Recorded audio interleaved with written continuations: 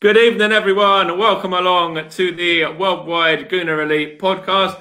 This is the review of the Southampton game, of course, which ended 1-1. I'm joined here today by a Southampton fan, Matt, and then Wayne and Ed back again after their fantastic appearances on Monday night. So first things first, let's come to you first, Wayne, on this one today. Arsenal at the moment, what did you make of that game? I thought we played better, especially in the second half. We stepped it up a little bit. But again, it's Theo's goal, man. No one closed him down. And this is the problem we're having. No one, whenever players are running at our defence, no one's going towards them or closing them down. It's the same as we said the other week with the Son goal and all the other goals. No one's closing these players down. The lineup was okay, but my only thing with that was why is Cedric still not starting? He's a proper right back.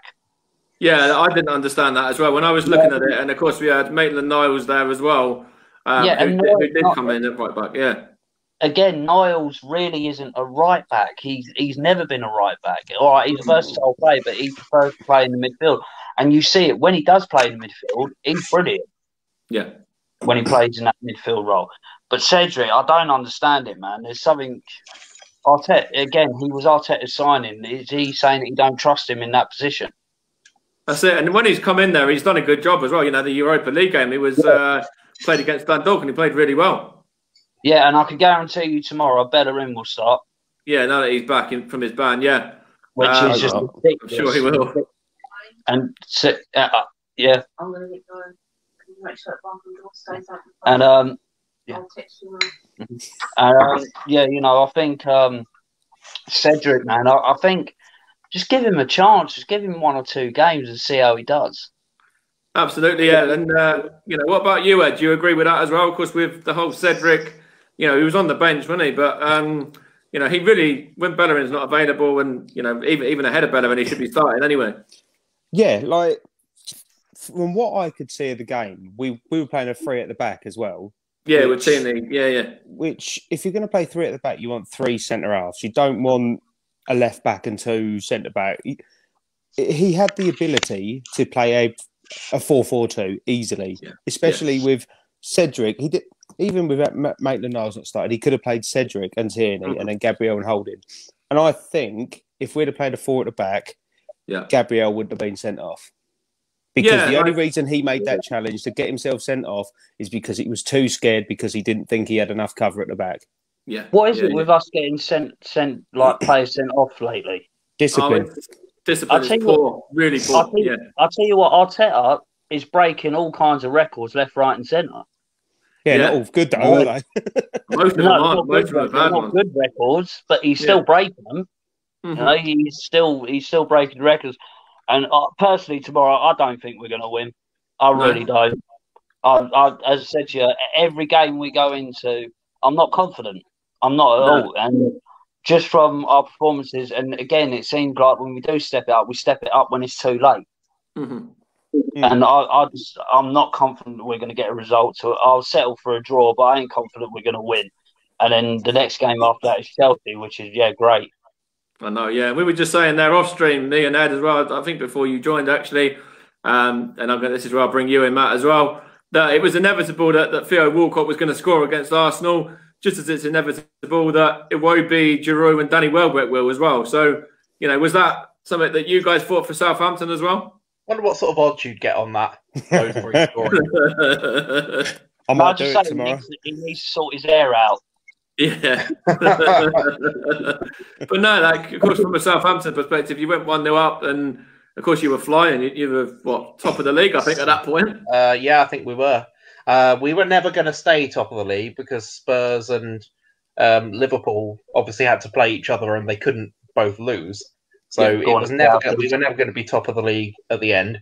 One thing I thought, you've just touched on, the challenge by Gabriel, I completely agree with that. There was absolutely no cover whatsoever. And it was it 1-1? Yeah. Yeah. So I mean, there was a back. It was a back. I'd say it was like a back 2 or something like that. But there was a couple of occasions where we got 3 2-on-2. That didn't really manifest itself into a chance as such, and therefore didn't really get on the highlight reels as such. But I thought we looked like we could catch Arsenal out on the break a couple of times that way, and I think Gabriel knew exactly what he was doing, and unfortunately he had to do it because otherwise Theo was going to square, or rather play it through to whoever was running in behind. I think it was Shea Adams, and it was probably going to end up 2-0. Yeah, exactly. That would worry me as an Arsenal fan. Yeah. I will say that when we went down to 10 men, that is the first time that I've actually seen them in a long time pull together as a team and just say, right, we got to defend for our lives here. And that is some of the best defending that I've seen Arsenal in a long time. So I will give them credit on that sense. But why are our fans celebrating a draw against Southampton? That's it, yeah. It goes back to what you said on Monday night. As a Southampton fan, looking at that playing Arsenal, I would probably be peed off because I would probably think we could have won that game. Yeah, and my point is that it's happening too much now. Teams are looking at us and going, "We could have won that easily." Yeah, and it goes back to what you said on Monday night as well, Wayne, about Burnley coming to the Emirates and beating us and turning us over there.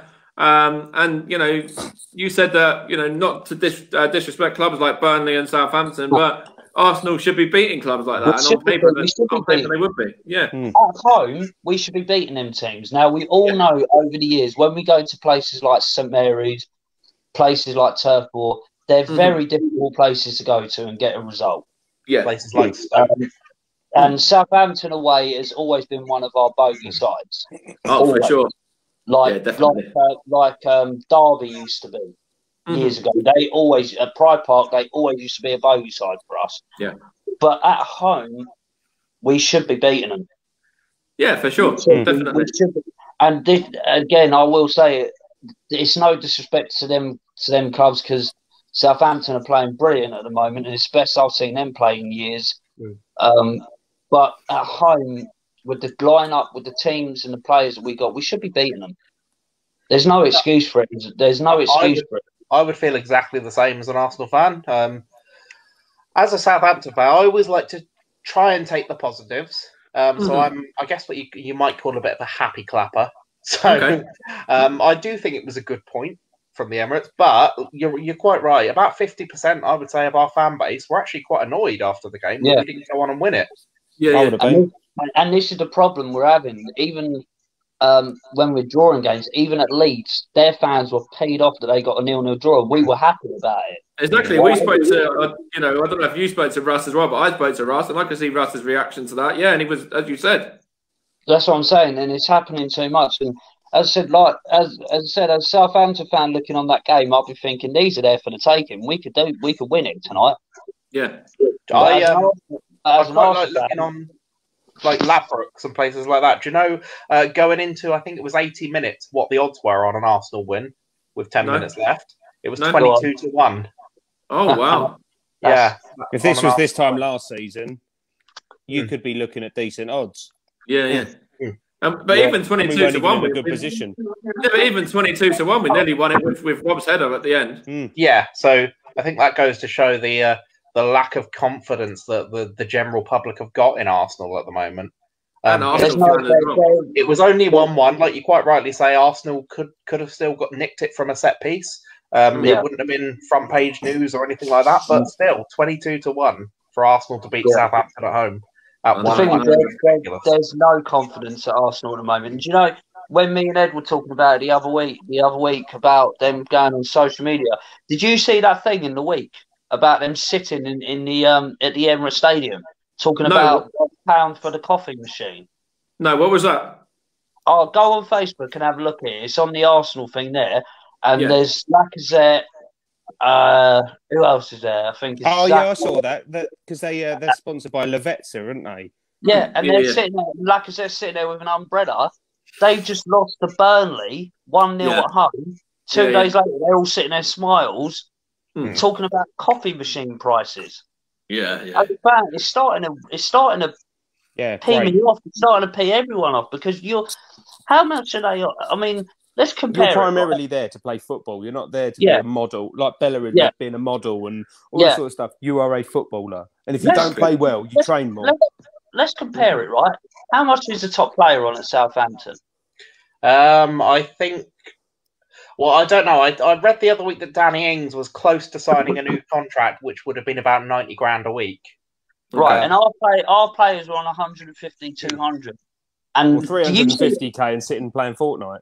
Yeah. Do you see any other club really doing the model side of things than us? No. I don't see any other club that players are on lower wages. Like, I don't see Burnley players. I don't see Southampton players. I'm not privy to their social media. They might do. I don't know.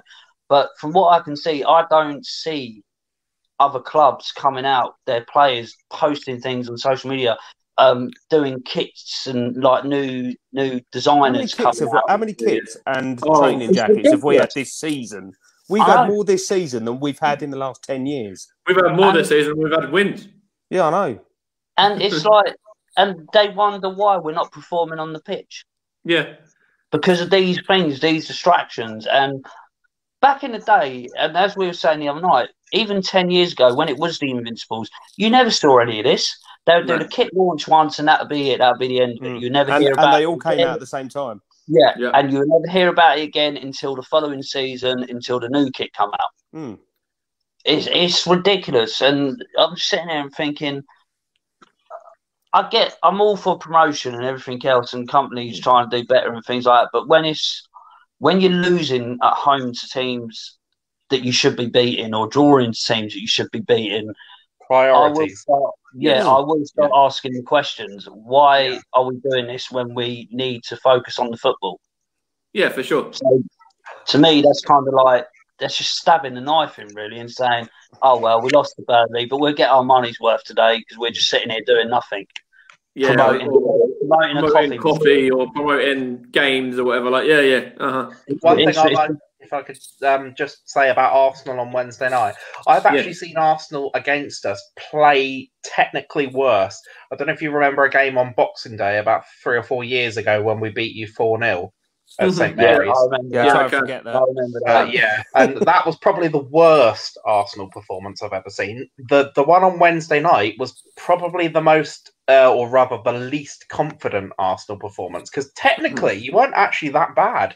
And I was saying on Wednesday night, I didn't sense a conscious lack of effort or a lack of commitment as such. I just sensed a team that were just really, really low on confidence. And maybe had direction, but would just really, really subdue. I guess I don't know what the word is about applying that to their game. I think it's that being afraid, isn't it? You can't say afraid to lose. It's all right. Sorry, it's that being afraid to lose. Rubbish, it's all right. I mean, that's the thing. I don't think it's that rubbish. When you got on the ball and there were these runs being made forward, I thought for long periods of the game, Arsenal looked like, when you got into our third, you look like scoring. I think more so than when we got into your third. But there was times. We had moments. Yeah, we did have moments. moments. How often did you actually get into hopefully Aubameyang scoring will give him confidence that he needs to go on now, because he started to come out a bit more sad. Yeah, he looked a really bit sad. Yeah, he looked a bit happier when he scored, and he looked a bit more smiley in training the other day. Hopefully, I think something's gone on personally with him. Okay.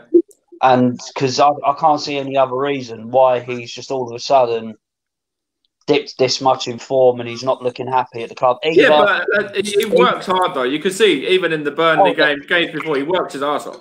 Yeah, either he's peed off because the players ain't performing the way he wants them to, but then as a captain, it's his job to get him to play. He's got to motivate them. That's what I don't see. That's the one thing I don't see. He's captain of that club, so he needs to motivate him. Again, it goes back to my point. From the other week, would you ever see a Vieira, even if he was down and the players are playing crap, he would grab all of them up you heard rumours of how he used to put the players up in the changing room. But not just Vieira as the captain. You would hear, I can imagine all the players doing that. I can imagine the likes of Sol Campbell and Lee Dixon, who weren't maybe not captain, but they still wouldn't allow it. No, No, Yes, yeah, I purposely didn't watch the game with the crowd noise. okay. I watched it without. I do it Yeah. every so often. It's been nice since lockdown. One of the benefits, you could say, of the lockdown and no fans in the stadium is you get to hear a lot. Yeah, You don't yeah. play the crowd noise. Now, there wasn't that much talking. No. There was no communication. No. And I think I've got one of my friends that does our stream as well. He is a photographer. He's a sports photographer. And he was at the Arsenal-Burnley game. Right. Was it Burnley game? Because that was the last one we could have fans at. Yeah. He was there, and he said Aubameyang just looked. He goes, he looked like a broken man. He looked like whatever he tried wasn't going to pay off, and he looked like he'd just come to the end of his tether. And because of that, he's not talking. He's supposed to be the captain. He's the one that should be theoretically grabbing players by the scruff of the neck and going, right, sort yourself out, get yourself back. We've got to play. We've got to win this game, and we're not going to do anything less than win. But you don't. And I didn't hear proper shouting. The only person the only person I really heard was Rob Holding. Yeah. Yeah. And the thing is, right, with Aubameyang, like I said, I do starting to believe now that it is personal with him, because he's actually come out on social media and said the last couple of days he didn't say anything after the Spurs defeat, and he come out and posted up the other day about it, and he posted up about the Burnley defeat as well, and about Southampton. So I think now he's going back to his old self. He looks a bit more. So hopefully that goal will give him confidence to go on again now. But I do think that it's something personal that's happened with him, and he isn't sharing it, because he is quite a private guy as well. Of course he is. Yeah. You know, he don't sort of. He does post things on social media, but it's mainly when he's with the club and the team. But he's quite private about his personal life. So what I do want to say about not about Aubameyang as such, but about that sort of thing really is Granit Xhaka's let the side down on Sunday night, right? Still nothing.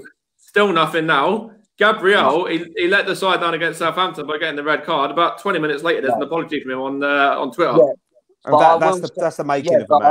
I will say, Arteta didn't apologise. Gabriel came out and apologised. Yeah. But Gabriel, this is why I kind of can forgive him for the red card, because whereas Pepe and Xhaka's were just stupidity, they should not have done what they did. Pepe headbutted a guy, and Xhaka grabbed hold of a guy's throat. Gabriel was just an unlucky challenge. It was a necessity, wasn't it? It was a professional foul. I think he knew exactly what he was doing. And as harsh as it is, if a Saints player had done that, I'd be annoyed if he hadn't done that, to be honest. Yeah, for sure, Especially with the pace that you've got. If he hadn't have done what he did, like you said, it'd have been through, whether it had been Walcott or Shea Adams, there would have been another goal. It's just unlucky. It's just unlucky that the way he fouled the guy, obviously he got sent off. And those tackles happen in football. You see it every week. And sometimes you get a yellow, sometimes you get a red. It's unlucky. But the one thing I will say about that as well is it goes back to obviously that was a yellow card because he wasn't the last man or anything like that. But the first yellow card was stupid. I think it was simulation. Yeah.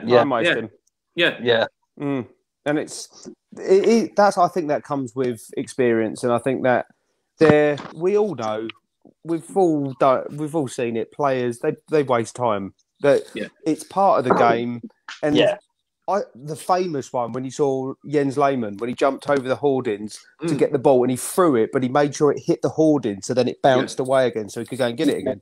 Crazy Jens. Yeah, if you're gonna waste time, be clever. Yeah. And all players do it. It's part and parcel of the game. But that comes with experience, and it comes with growing up. He's still a young lad, but he then showed how grown up he was by coming out and going, I'll put my hands up. I messed up. But Xhaka, it's been nearly a week now. Yeah. Now, I don't think there was anything. I don't think there was anything from Pepe either, and it's still even to the day. Pepe did come out and apologise. And Arteta condemned him. Arteta said nothing about Xhaka. Xhaka's not said anything. Now, if Xhaka comes straight back in the team, or there's nothing said by Arteta, it's favouritism. Arteta has to be questioned on his consistency of of punishments. Yeah. Because Can I just ask a question? Yes, for sure. What exactly is Arteta's credentials, I guess? Because there was all this excitement about him becoming the Arsenal manager, and I think he'd been linked with other top jobs as well. But this is his first management job. Yep. Yeah. Yes. And I think he'd been assistant to Pep. Yeah. Yeah, and like that was it. And I to this day I can't figure out why there was such. I'm not saying he's a bad manager because I don't know well enough. I think to he say came that, in saying the Nobody right really things. knows. Yeah. He came in saying the right came- things, that he's going to sort Yeah. out the bad stock. He's going to put people in their place. If they don't like what he's asking them to do, they can see the door. And yeah, to an extent, he did that. Look at what he did to Guendouzi. Guendouzi had a number. He grabbed someone by the throat. Then he had a fight. And then he was back chatting. And Arteta said, you know what? I don't need you. Bye. Yeah, but he hasn't really done it though. He's done it with Guendouzi, but he's given Bellerin a new deal. He's given David Luiz a new deal. He's kept Mustafi there. And this is why I'm starting to question it. Situation with Ozil and Socrates unregistered. Yeah, go on, man. I don't think there was much excitement of Arteta coming in. When I personally believe that Arteta was a panic Cheap option. It was a cheap option. We went in for Mourinho, and Mourinho's even come out himself and said that he didn't go to Arsenal because the board wouldn't back him with the funds that he needed to buy the players and do a complete squad overhaul. Now, I can guarantee you, if we would have signed Mourinho or Pochettino or someone else, and the board gave him the funds, Bellerin wouldn't be there, Luiz wouldn't be there, Xhaka wouldn't be there, Willian wouldn't be there. No. Yeah. There's probably about 7 or 8 players that would be out the door. And you know where we'd be as well? We'd be right up towards the top end of the table. Yeah. Yeah, and I still believe that as much as Arteta came in, Mike knows I didn't want him at the start because of he's not experienced enough. I said he needs to go to another club and manage for a couple of years, get the experience, and then maybe in 5-10 years' time you go, try him out at Arsenal, see what he can do. I said it on Monday night. He had to go down the route of what Solskjaer did, starting out somewhere else and then going to United. Exactly. What Frank's done, what Wayne Rooney's doing, what Steven Gerrard's doing. There's endless names, yeah. And would he have got the job if he wasn't an ex-Arsenal player? No, probably not. No. I think it's because he's an ex-Arsenal captain and he did a good job when he was captain.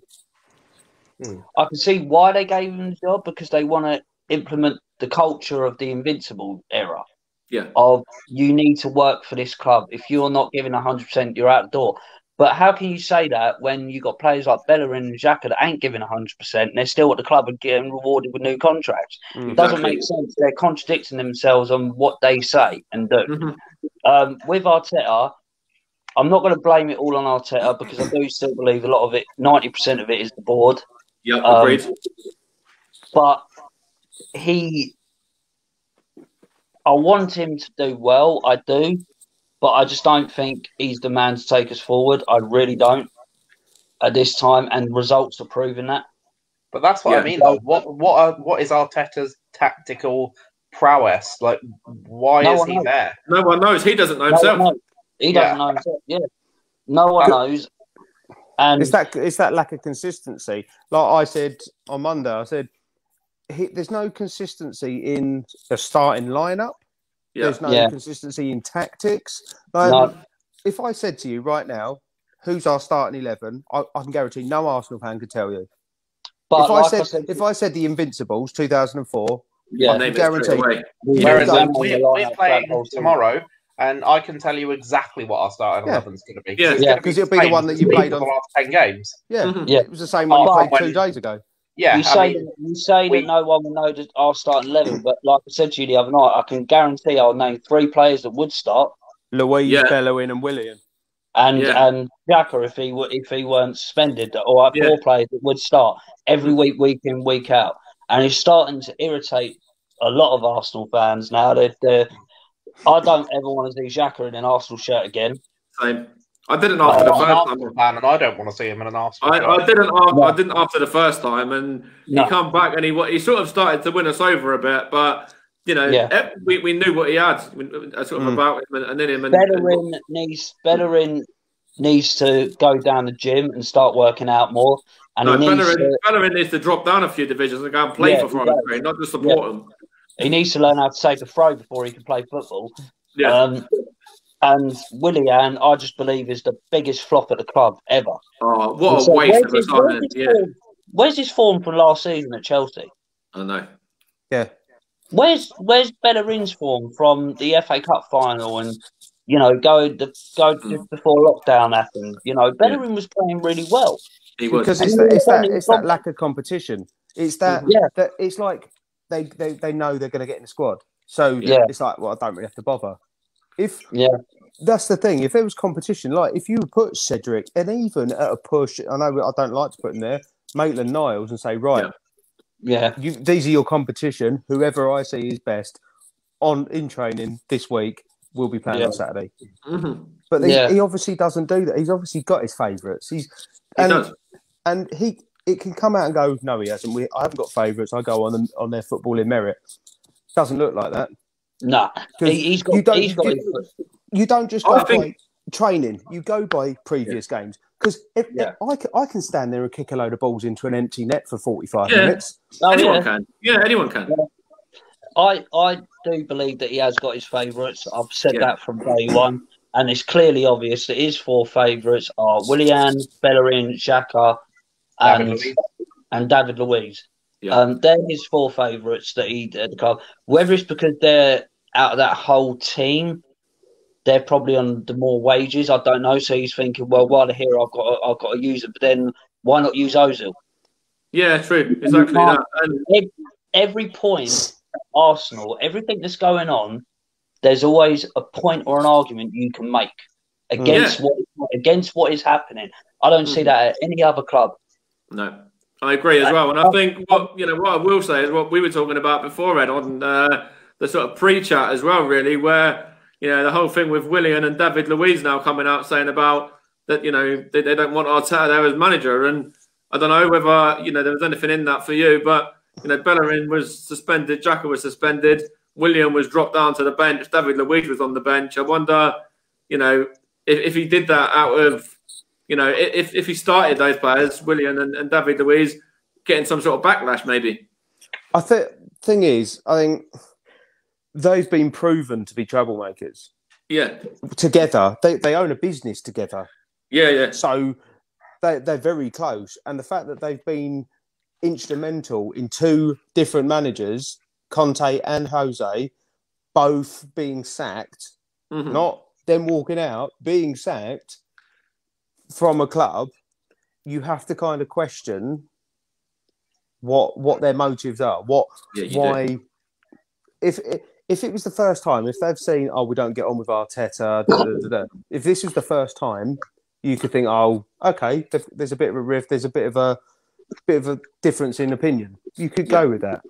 But the fact that they've got form, they've got a track record, they're in business together. Yeah, the restaurant business that they do. Yeah. They're very good. Mike, sorry, guys, I'll be back on in 10 minutes. Yeah. Okay. All right. Yeah, like they've got a business together. They're best mates, and they're responsible for two other managers losing their job. Yeah. Well, instrumental in having a say, because obviously it wasn't just them that got Mourinho and Conte sacked. No. But obviously it was a factor. And this isn't the first time David Luiz has had an incident at the club. No, it's not. Yeah. He's had incidents with players as well. And it's kind of, he's supposed to be a grown-up. He's supposed to be one of the oldest in the team. And he should be setting an example. So it just makes you think, could these be the people that are leaking information? Like, who didn't take a pay cut and causing those rifts and potentially causing that divide in the team. That's it, yeah, for sure. And you have to, go to Theo Walcott's comments potentially as well. And, what he said after the game on Wednesday night after scoring against us, what did you make of those comments? And, Matt, what did you make of those comments? I've seen the comments. Perspective as well. Did you see them, Ed? Do you know what they? He's very right in his answers. To be honest, what did he say? Because this is kind of the first I'm hearing of it. I've heard a few. You'll probably know more, Mike. I'll let you. Yeah. It was basically about what was the main comments now? I'll have to research it again and find out what the main one that he said was. It was basically about like the. While you're doing that, one thing I will throw my 2 cents in on is you mentioned him earlier, Cedric. Yeah. So who we know quite a lot about. We had him for several years. Honestly, I don't think he's a particularly good player. No? No, and I don't say that lightly. He seems like a really nice guy and everything. But I was just watching him he was a poor man's Nathaniel Klein, and Klein didn't set the world alight himself. But I've never been a Cedric fan at all. For me, the only thing he's got going for him is the fact that he isn't slow. You know, he's not particularly quick, but he's also not slow. For me, he can't tackle. When a ball comes into the box, he's out jumped by the smallest player on the pitch. He can't cross, he can't shoot. And by the time I know I feel bad saying it, like I said, because he seems a really nice guy, but he scored for Arsenal on his debut. Actually, I think he come on and scored, and we won 4-0 or something. He scored against Pompey for us, so we kind of give him a pass. but I was just trying to work out by the end of his time at Saints, like what aspect of being a fullback is he actually good at? The thing is, he's a predominantly right-sided player. He can play right mid and right back. Yeah, it's really weird. I mean, he's the right side of midfielder. Defender. He would be. If you're going to play 3 at the back with wing backs, he's the ideal person to have as a wing back. Yeah, he's fast enough. Yeah. And there's a bit of band, but if you are going to play 3 at the back and you've got that extra man covering, then I can kind of see that. But the Walcott one, the comments were he basically come out and he said that he felt a lot of fear in Arsenal. Yeah. And he said it looks like history repeating itself. Yeah. And it's kind of, he's right. I can see the same fear that we had around about 2010, 2011, when we were getting desperate for some sort of silverware because it had been like 5, 6, 7 years. And it was a very frail side. We had some shocking players at that time. Oh, we did. Dreadful. We had players like Bentner and Shamak. Yeah, I know. I remember. Yeah. But they were still getting in Champions League football. So, I can see it again. I think because, like Wayne says, it starts from the top. Yeah. We've got no leadership from the top. Like, there's talk now that Edu's going to get the chop. Yeah, I know. What? And did you 2 weeks before 2 weeks before the transfer window opens? Yeah. Did you see his reaction as well when they panned in on him? That was definitely for the camera, wasn't it, as well? Yeah, massively. I've got a question for you both. So tomorrow morning, Arteta's sacked. Hypothetically, you approach Pochettino and he says no. Who's your next pick? We all know everyone's going to say Allegri. No, not Allegri for me. And Allegri wouldn't even be my first choice ahead of Pochettino. My first choice would be the same first choice as it was before Arteta come in, Rafa Benitez. Yeah, I think that's a great shout. Yeah. You need someone to play the same style of football like a Rafa Benitez, that kind of nice-looking football, but gets the job done. That's it. And Allegri's not like that. Allegri's he's very Italian football. Bang a goal in, park the bus. And that's not Arsenal. No, that isn't Arsenal. Do you know what? At the moment, I'd take a 1-0 win with. I'd take a Tottenham-style play at the moment.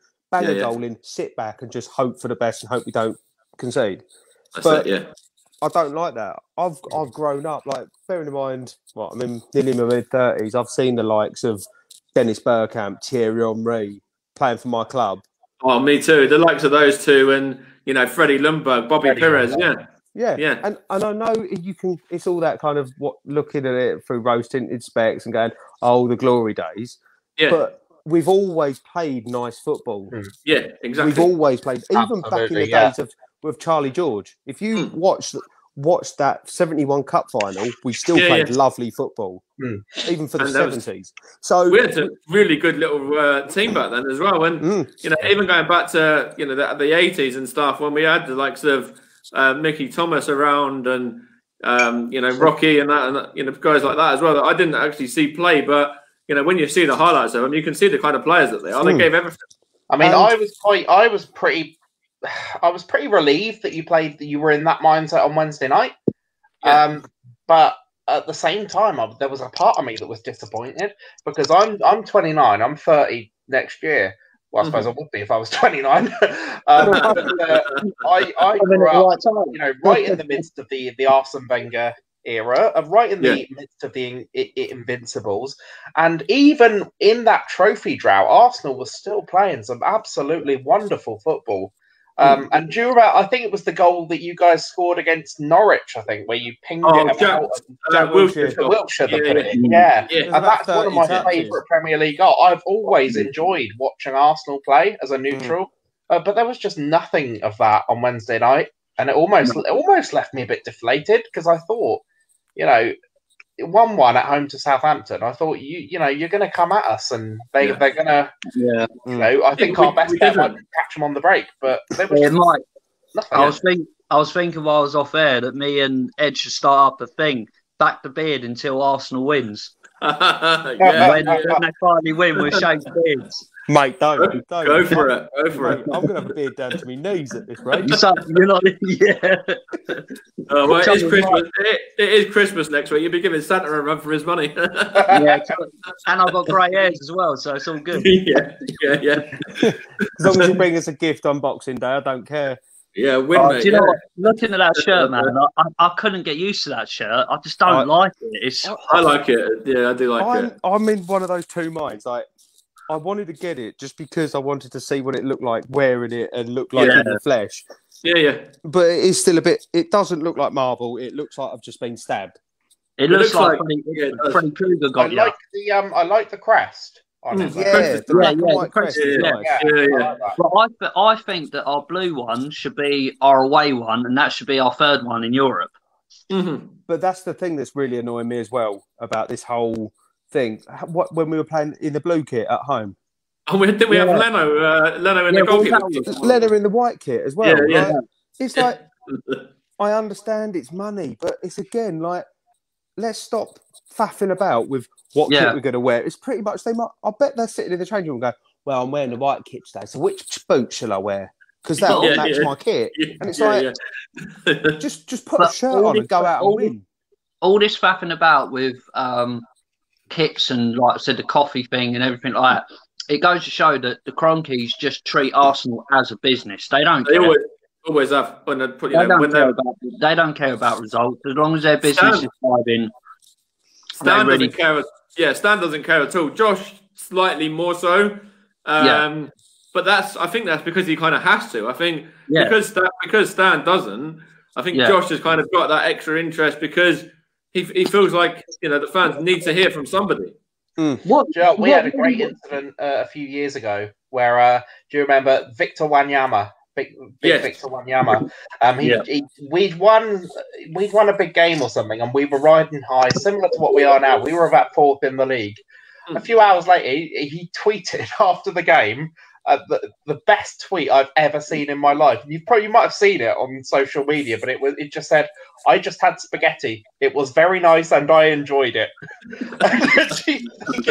And that was just so brilliant because of where we were in the league. We could just look at that sort of thing and just absolutely lap it up. Now, if he tweeted that when we were down in a relegation battle, we would just be, everything was going really well. So you don't mind that sort of thing. And this is where Stan don't care, because was it last season or the season before where they came out and made a massive statement, we're going to do big things. Back in a sec. And also he came out and said that he's just spent 300 mil on a ranch in America. Hang on a minute. How about putting some of that money back into the club, into your business that is failing miserably? Well, only part of it, because the others are doing really well because he's taking the money out of us. Well, that's true, he's taking the money out of us and pumping it into the Rams.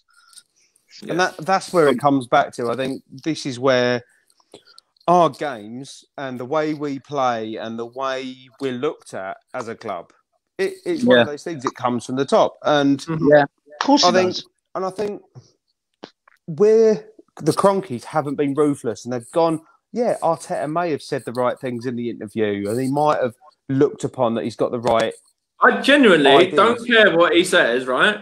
until we're up there challenging for the title again, and I mean the title as well, not FA Cups and things like that. I don't want to hear that. I want to see it.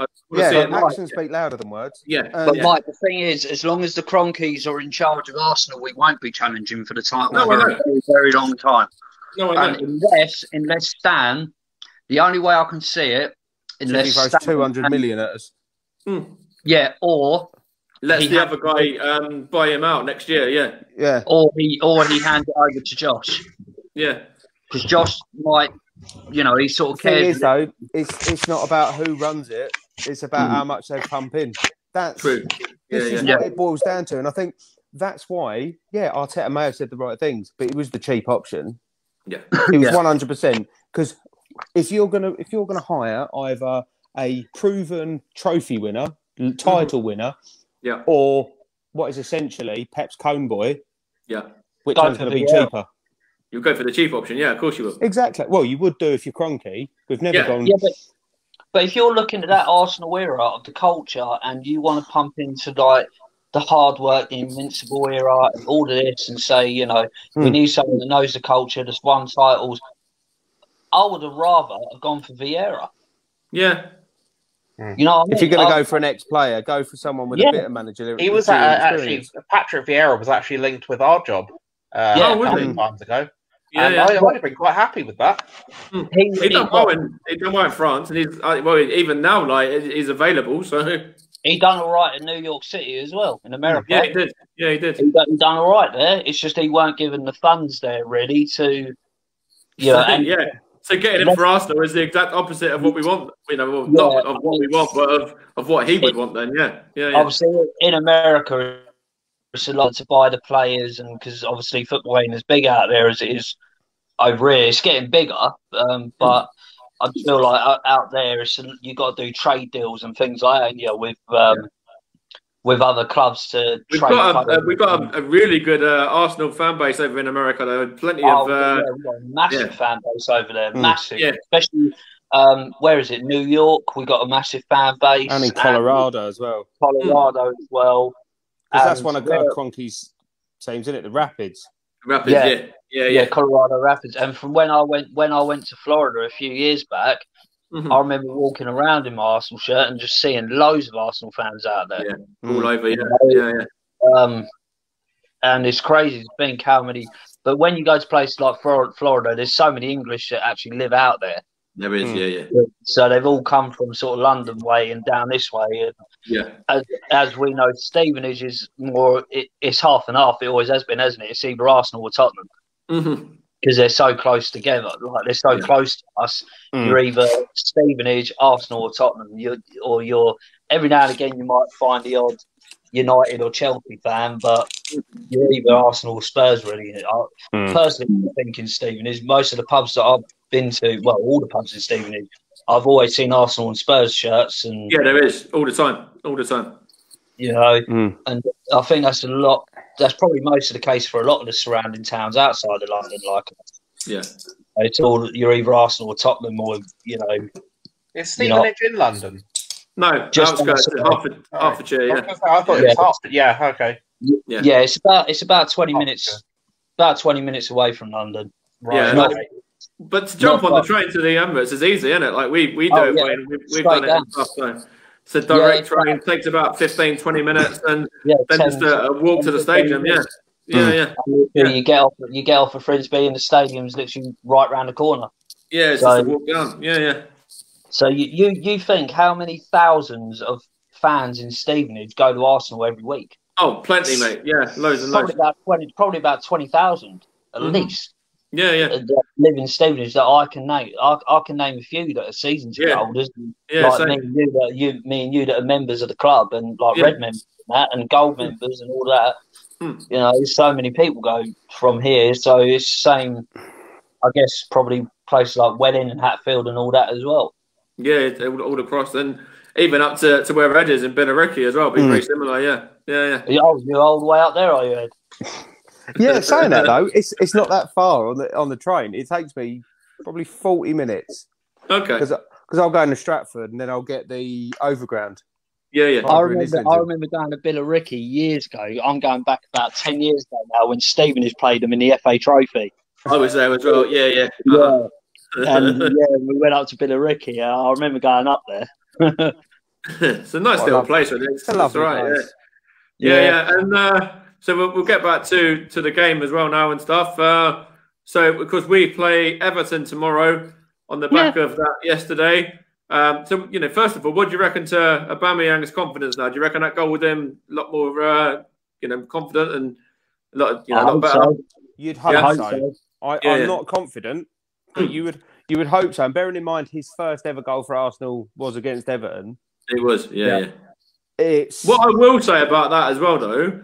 The way that he finished that was definitely not the way that an out of form striker would have finished it. No, I thought it was a great finish. It was a lovely finish. If you're going to concede a goal, it might as well be one like that. You got to give props to Xhaka because he worked. Mate, he was brilliant creating that goal. You know what I mean? He was on it, and I'll tell you what. Through all those men, I do not know. I know. That's what I love about Bukayo, though. I think Bukayo is very.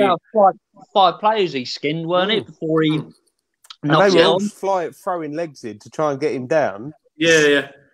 And I like that about him. I think he's a young, hungry talent coming through, and he's going to be really bright and really good. And Gabri Martinelli as well. Hopefully, he'll feature tomorrow on the other wing as well. It might mean that Pepe's had one game in after his ban and is back out again, but so be it. Yeah. I've got a question. So you've asked me what I think of Arsenal from an outside perspective. Well, I'm going to ask you the obvious question. What did you guys think of us on Wednesday night? I thought you were great. You looked good. You looked more solid than what we did as a whole, like sort of unit and a team. You set up well from the beginning. Yeah, you knew what you was doing. You knew what you wanted as well. I thought defensively you were solid. Attacking, I thought you were a threat every time you went forward. You took the lead, and I thought you could have had a couple more as well. You'd done your homework. You'd done your homework. You won the midfield. Yeah, you were a great side, really good side, and you will be. You'll do well with it. Is that 8 of those 11 that we started on Wednesday night? 8 of them actually started in the 9-0 home defeat against Leicester. Yeah. Which I was unfortunate enough to go to. But this is where I said to Mike, we was unfortunate to go to the game that you lot beat us a few years ago in the cup, and you scored that wonder goal from like 29 yards. Was that Klein? Yeah, I remember that. Yeah. I mean, I remember we were sitting in North Bank that night, and I was just like, I remember just sitting there and seeing that goal. And as soon as he hit it, what did I say to you, Mike? This is going in. Who was with us? There was a few others with us. There was 3 or 4 of us. There was 2 others with us. But as soon as Klein hit that, I looked at Mike. I went, "This is going in," and Mike went, "Nah, he's got this covered. This is safe." And as soon as it went in, he looked at me like, "Told ya." That's when we met Jay, wasn't it? Jamie. Yeah. And I think my ex was with me as well. Yeah, we met a few people that night. So, trivial question: Who made their first ever start in English football in that game? What, in the Leicester game? For the that cup game against Arsenal for Saints. Who made their very first start in English football? Klein, didn't it? No, it wasn't Klein. He'd been with us a few years actually. Somebody like Bale. No, it was quite some time after Bale. Shall I tell you? Go on, yeah. Sadio Mane. Oh, Mane. Wow. Okay, yeah. Who scored your other goal? I know it was 2-1. I think it was. Who scored your other goal? 2-0. It was Tadic from the penalty spot, but it was Mane that won the penalty. No, okay. I remember it being. I'm not a fan of crediting players with winning penalties, but it was 2-1. I know we scored. It was 2-1. I remember I'm sure we went 1-0 up. I think possibly, yeah. I'm sure we did. Sounds about right. Scored. I think did you not get a consolation or? Maybe, yeah. It might have been that. It might have been that. I do remember us scoring though. Yeah. So what did you make of, what I will say is, going back to the game on Wednesday, what did you make of the lineup as a whole? And, the fact that Eddie started and Balogun was completely out of the squad again. So what did you make to that? And also there's the subs rule is going to be changing apparently as well, possibly, which means there might be an extra place for 2 people on the bench. So, if we use them right and we put in Balogun and Smith Rowe, then it'd be good. But if you use it to put in somebody like, I don't know, a Willian and the Xhaka, then it's a bit of a waste. But, what would you make to that? I think that, again, it goes back to, I believe that Arteta's got his favourites, and I believe Eddie is a favourite of Arteta's. Yeah. He's doing a rotation with him and Laka. Yeah. Which I just don't think is working. Yeah. I would rather see Balogun in there. Yeah, well, he played tonight for the 23s, didn't he? Yeah. I'd rather see him in there.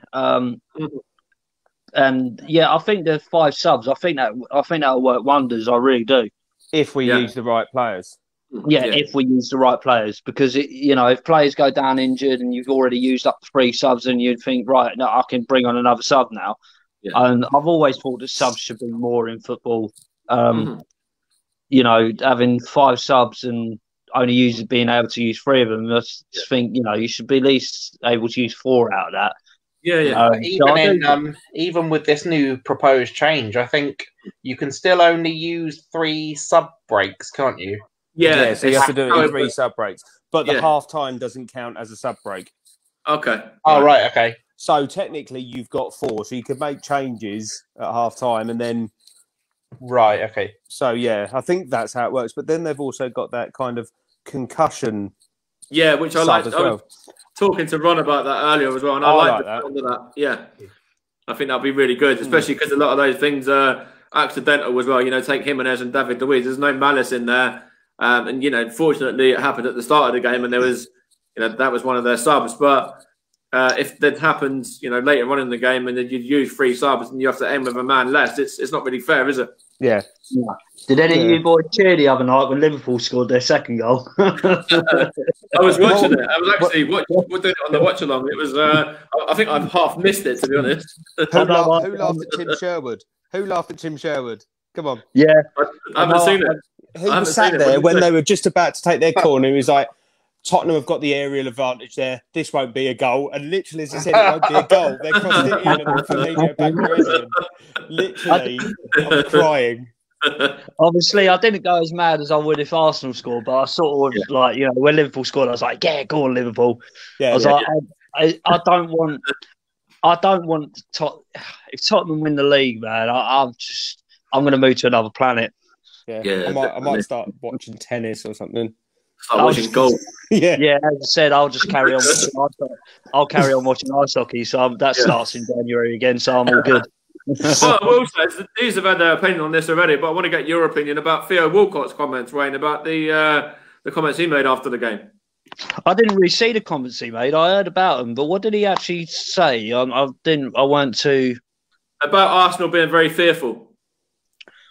Very fearful? Yeah. Really? Yeah, like you can see the frailties in Arsenal. Yeah. Well, this is the thing now. Ex-players are coming out and saying things, and you got to start questioning it all, wouldn't you? Really? Yeah, I mean, because for ex-players to come out and start saying, we saw this happening or it was happening while we was there, it makes you wonder that this is why I don't want to blame Arteta too much, because is it Arteta or is it the players? The thing I'll say about Theo Walcott is he spent how long? 14, 15 years at Arsenal? Yeah, exactly. Well, 13. No, it wasn't that. It wasn't 15. Was it? That must be like 12 years. And I think he's a very, very genuine guy, Theo Walcott, and I think he's got Arsenal's best interests at heart. Did you see him after the game? He was chatting with Arteta for about 10, 15 minutes. No, I didn't see that. No. I'm telling you, Theo was wasted. He was wasted at Arsenal, Theo. When he first broke onto the scene, I said that. And again, Wenger started playing him in the wrong position. Theo's always been a striker. He was never a winger. Even sort of, when he before he joined us, he was a striker. Yeah. What I will say about Theo as well is even, I said it with Aubameyang, but with Theo, his goal was, finished really lovely as well. And we come to expect that from Theo when he played at Arsenal. It was very much what he did for us as well. 2 very good assists in the game. Yeah. And what happened when I remember sitting here when Theo joined us, and I said, "Why is he playing out on the wing? Why not play him up front? He would score goals." As soon as he got into that England team and he had his first debut, do you remember he got hat-trick because he was up front? Yeah, Croatia, wasn't it? Then, he never played. He sort of played him a couple of times in the striker's role and then dropped him again. Theo was wasted at Arsenal. I really do believe that with Theo and Chamberlain as well. I believe he was wasted at us. Yeah, another great player, another Southampton player as well. Yeah, yeah. I mean, why would you let Chamberlain go? Liverpool come in with a good bid, and that was it, really. Yeah. It was hard. It was hard for him to turn it down because I think Chamberlain wanted to be Champions League football, and he saw the title again. He saw the way that Arsenal were going, and this is what I'm saying. Like you asked me about Theo coming out and saying that ex-players are coming out and saying what we're all starting to see now. Yeah. So they saw that. So this is why they've seen it from the inside as well. That's the thing. And this is where I will question and say. This is why I said I don't want to blame Arteta too much because these same players that are letting Arteta down, let Unai down, let Wenger down in his last sort of 5 years. These are the same players, but yet they're still getting picked week in, week out. I don't understand it. If they've let 2 previous managers down, now they're letting this manager down. Yeah, you can't look at the manager. You can't look exactly. at And I think that's why we've got to. I know we've got a bad run, and we're going to have a shocking run coming up to New Year. If we get a point or two, a couple of points out of it, I wouldn't be happy. I'd probably think, we've done all right based on recent form. Yeah, but we can't judge him on one transfer window. You've got to remember, you can't get the bad stock that's in our club. That's give or take 10 or 11 players. Now, you can't expect to ship out 10 or 11 players for and he's got to ship out because none of them are worth that much. But you can and bring in a load of half-decent players because it's going to cost you 150, 200, 250 million for any sort of half-decent player. And he's got to ship them out to be able to get them in as well. We missed out on Dominic yesterday. He's gone and signed for Leipzig. So But you can blame Arteta and you can question him on his tactics and why are his signings, no one else's, his signings not starting. Cedric, exactly. Why ain't they starting? I think if you've got to question that. I think if he started playing, if he played his Europa squad for the next few games and moved it around a bit, made it look like he was really trying to get anything he can, any sort of result, and if it was then still going badly, you could say, okay, he's really trying to give it a try. Let's give him the transfer window. Let's see what he can pull out the bag in January. So this is why at the moment we can just see him playing his same best mates, and then letting him down, but thinking, well, I can't leave one of my mates out, so I'm just going to have to go with him again. This is why I said to you the other night that I don't want to get rid of him unless an experienced manager is available and they will come in and do a job. So if all of a sudden Allegri picked up the phone tonight and said, right, I'm available, do you want me to come in? I'll say, cheers, Arteta, you won a CFA Cup, but we do need an experienced manager that's going to get the best out of these players. I won't get rid of him now. If there's no one available, just let him have a transfer window, let him get some players in and see what he can do. Or even if you don't want to get rid of him, get him help. Yeah, exactly. Get him an experienced assistant manager, someone that knows what they're doing, like coaches, everything like that. If you don't want to get rid of him, or Henry. Henry Vieira, and it goes into what we were saying earlier, and we said it off stream. We haven't said it on stream yet, but of course, with me and you, Wayne, are Stevenage fans as well. And Dean Wilkins is a name that Southampton fans know really well. So, what kind of a guy is Dean? What should people expect from Dean over at Stevenage? What's happened there? I haven't really seen it. Is that for me or? Yeah, for you, Matt. Yeah. Oh, right. Okay. Yeah, absolutely wonderful guy, Dean Wilkins. So I don't know. You said you didn't know. I think Dean Wilkins has been appointed. What's his actual job title? Assistant manager. Assistant manager. I don't think you could have made a better signing realistically than Dean Wilkins. So he was brought into to Saints by Alan Pardew. Yeah. And we were saying off stream about how you quite often, when a manager's sacked or leaves, you quite often get their backroom staff leaving as well. And that happened with Pardew, but Dean Wilkins was asked to stay, and he became Nigel Atkins' assistant as well. Yeah. So that shows you just what a great committed guy he is. Apparently, he was very well known for doing things for keeping the team morale up and things like that. Just a experienced, all-round good guy, and I think that's an absolutely brilliant signing by Stevenage. Well, and of course, he's Stevenage up. Yeah, well, of course, there's the fact he was linked in with Brighton very well. He managed Brighton. I think he played for Brighton as well. I think he played over 300 appearances for Brighton, in fact, over the years. Right. So, a big name around football, and of course, Ray's brother as well. Yeah. And like I said, I don't think you could have made a better signing for an assistant manager position in League Two. I think any club in League One or League Two would be very lucky to have Dean Wilkins, potentially even the Championship as well, because he was with us, I think, on our way up.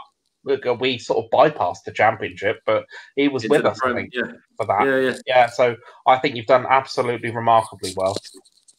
And I think he'll do really well. It's set in place for if anything is to happen with Revs, then if Revs was to lose his job, he was always quite happy to... Sorry.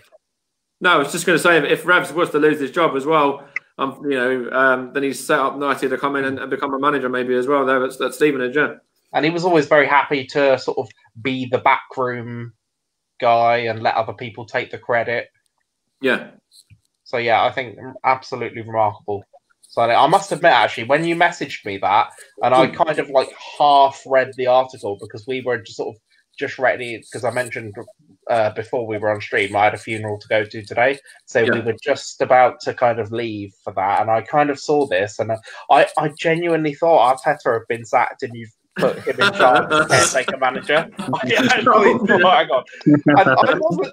I didn't even be like, hang on, what? I thought, fair enough. But you've done really, really well. I think you'll do good for Stevenage. And, we'll go back to Southampton now while we're on the subject of Southampton. You've done fantastically well this season so far. Do you reckon you'll continue that? And, who have you got this weekend as well? Oh, do you know what? I'm very, very nervous about Saints-based predictions. Yeah, because I've never accurately predicted a Saints win, so I don't do them anymore. Do I think we can keep this up? I don't see why not, because I know there's the argument to say that games are going to come thick and fast now, and we've got a very, very small squad. But actually, one of the many reasons we've got to where we are is by keeping that team, that same 11, no rotations whatsoever. So I don't think that argument has merit here. Obviously, for things like injuries and suspensions, you can't help that. Oriol Romeo is a very, very important part of our game, but in his position, he's going to pick up suspensions. Danny Ings, as much as I like Danny Ings, he's very... Oh, as much as anybody loves Danny Ings, believe it or not, I went to school with him, believe it or not. Oh, really? Okay. Yeah, no, I used to play football with him in the mornings. Really, really good guy. Love that. But, I mean, unfortunately, any time he goes down, I'm just like, my heart's in my mouth. Yeah. But, we've got Manchester City at the weekend. I think you'll get a result against them. I think they'll get a result, but whether it'll be a good one or not, I don't know. They're a bit out of sorts, so I think they're a bit wobbly at the moment. They don't seem to be consistent with any sort of results. Yeah, which is a bit ironic. We beat them at St Mary's last season. You did when Shay Adams scored his first ever goal. Yeah, it was a good win. Not first ever goal, but first ever goal for us. Yeah, it was a good result. So, good win. And it was a good half volley. I mean, the good thing is, I think we're basically safe from relegation. That's kind of how our fan base is still thinking. Like, you got to do something seriously bad to get relegated now. Yeah, I mean, we're on 23, or are we on 20, 23? What's the safe on it? 24 points, probably about 40 odds, yeah. So what are we on, 23? 24. 24, so we're safe, let's be honest. I wish we were safe from relegation. We're like right at the thick of it. We're what 5 points, So and bang out of form. now that we're safe, it's about looking at the next target, which I think is getting into that mid-table. And once we're kind of assured of that, it's kind of looking at where this team can go. And I think it's quite dangerous to put limits on it. One thing I've never liked in football or in life, I guess, is putting targets on things, because I don't like it when we say, "Oh, we want to finish in the top 10, say 7th or something like that," because I always just think, why not 6th?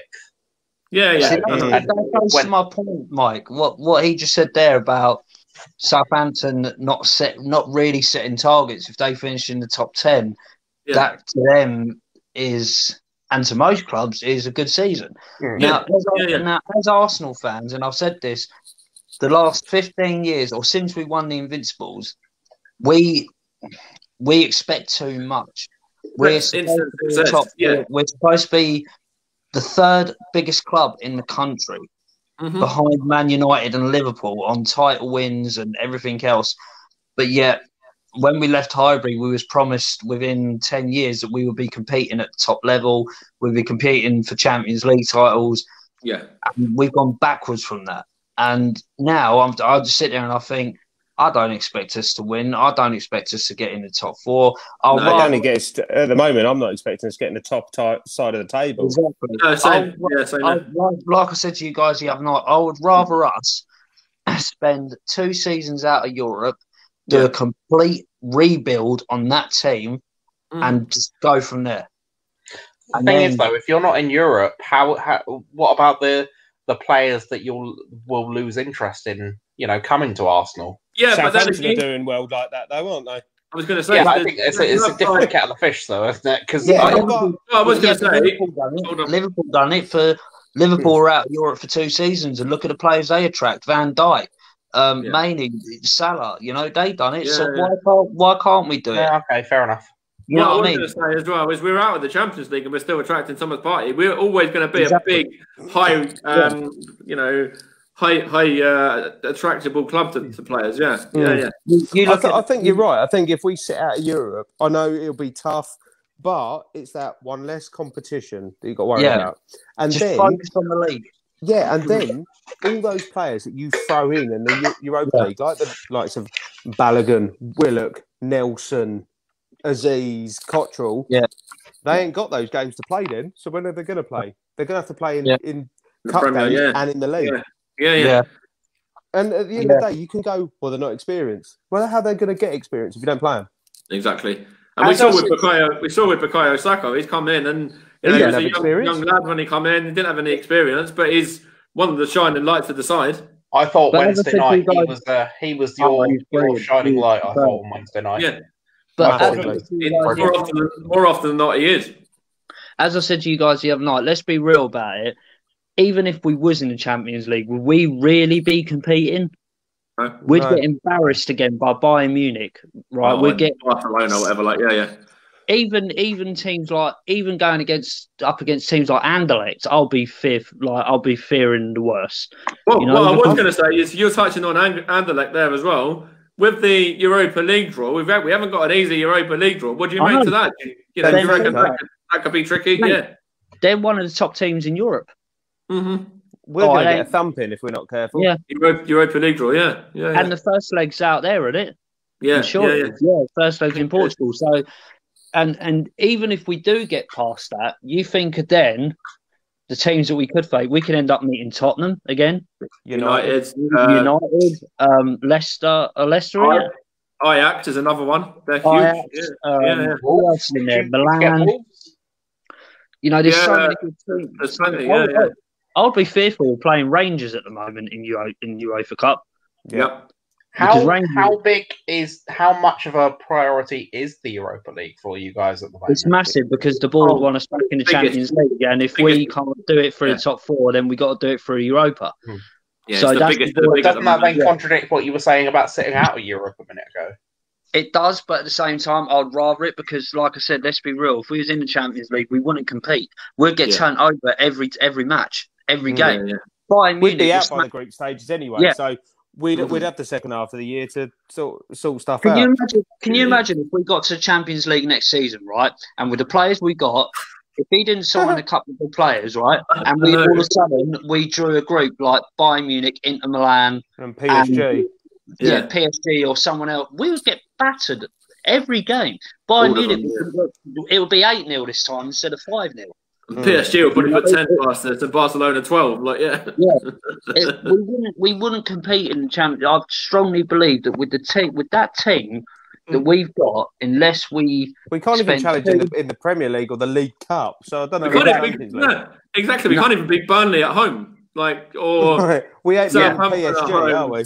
Or whoever else, we've just about got past Sheffield United at home, and they're on 1 point. So so that's why I'm saying I'd rather do what Liverpool done, sit out of Europe for 2 seasons, then rebuild. Because I still believe that we wouldn't attract probably players like on a Ronaldo caliber, but we could still attract very good players, very star quality players that would still want to come to Arsenal because of the history.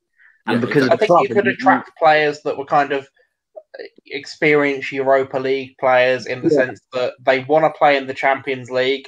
They could quite easily get there with Arsenal, or they could move on somewhere else. And so it's a win-win for them. I think that's a good shout. I think the Europa League players are what we need to be aiming for. That's why I like the likes of Dominic, as I was saying before, we just missed out on, and Hassan Mawar and guys like that who we've been looking at. We've already made a signing near enough, anyway. Who's that? Omar Rekic from. He's an 18-year-old defender, but he's another one that won't play. Yeah, he's another signing. We're probably lined back to him. So, and then it goes back to Saliba again. Saliba, he played for the under-23s today, but he's not registered in the squad for anything. There'll be the only opportunity. And he played nearly 2/3 of the season at St. Etienne. We've been linked with him again. Would you guys take him, Jorginho, from Chelsea? No. No. I'm not even sure I'd take him at Saints. At the end of the day, look, we've had 2 Chelsea rejects, and they're both doing great at Arsenal, weren't they? I don't want a trio of Brazilian no-hopers in my team. No, definitely not. I don't want aging players, Yes, I think we need to buy from the Premier League, but we need to buy young players coming from the Premier League. Yeah, we need to go and get Danny Ings.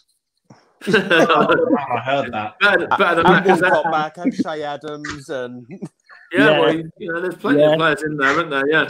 Jimenez for Wolves, he's brilliant. Do you know who I said? Not at the moment. Well, no. But do you know who I said we should have got? And I'm gutted that we never got him, and he went to Liverpool. Was Diego Jota? I think he would have been brilliant at Arsenal. Or Ronaldo, or Messi. We could have had them.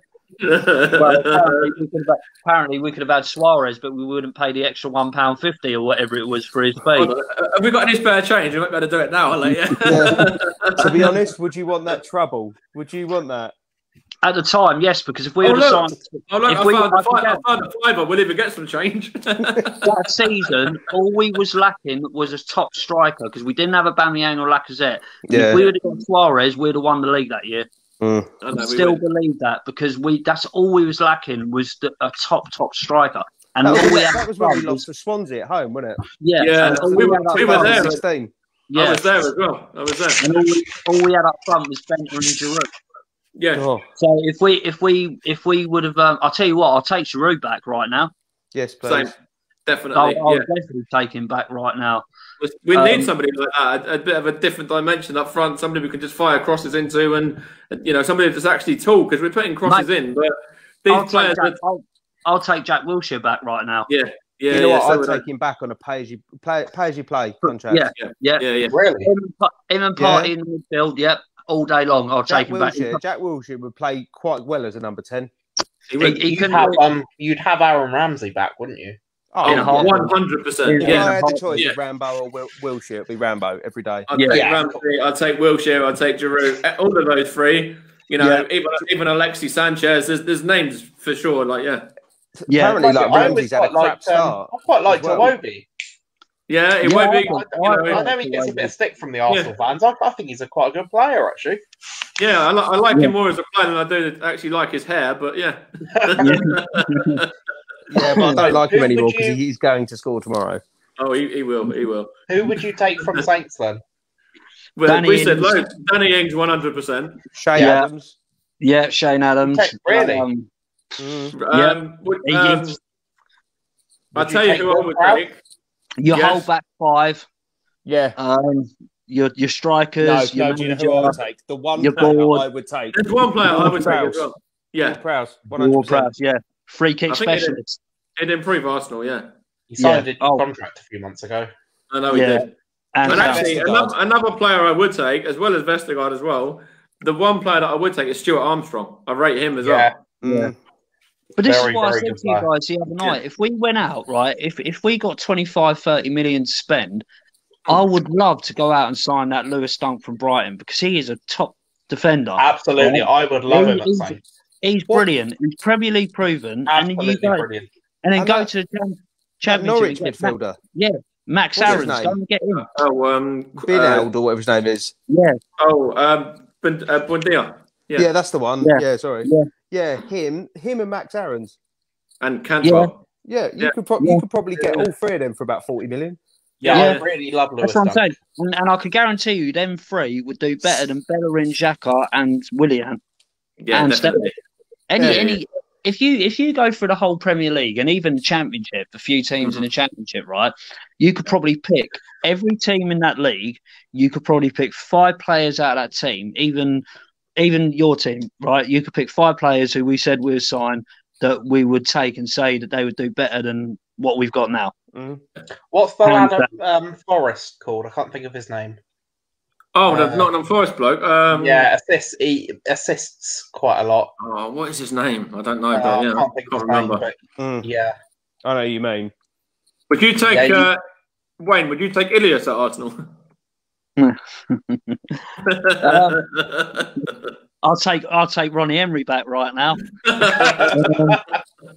No, I mean, he take Nicolas Bentner back right now. Yeah, sorry, you got to remember we had the likes of Igor Stepanovs in our team when we still got Champions League football. Yeah, exactly. Like we had Nelson. I don't want to make anyone feel old, but I don't know who that one is.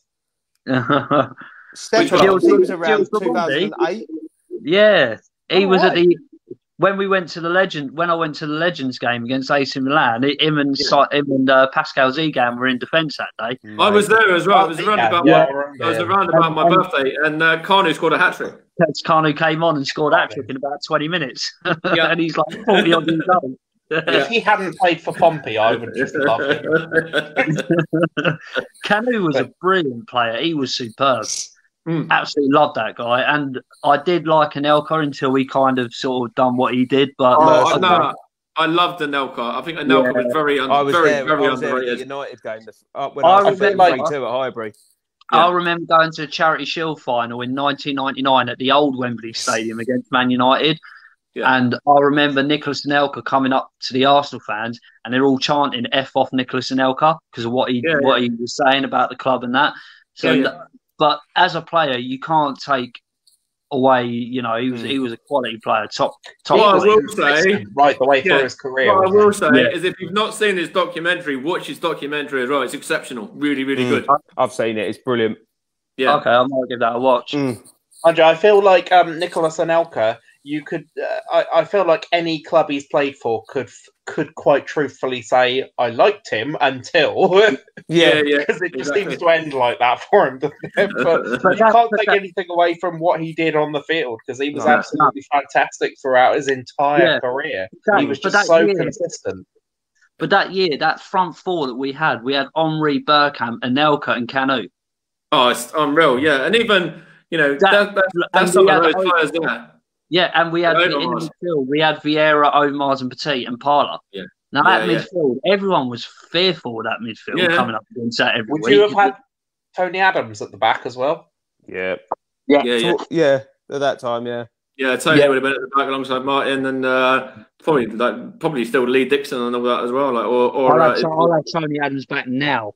Ibue or Saka, not Saka, Sanya or somebody like that. Yeah. Other strikers, I really another one, Bakary Azanya. He was a brilliant player. He was a top right back.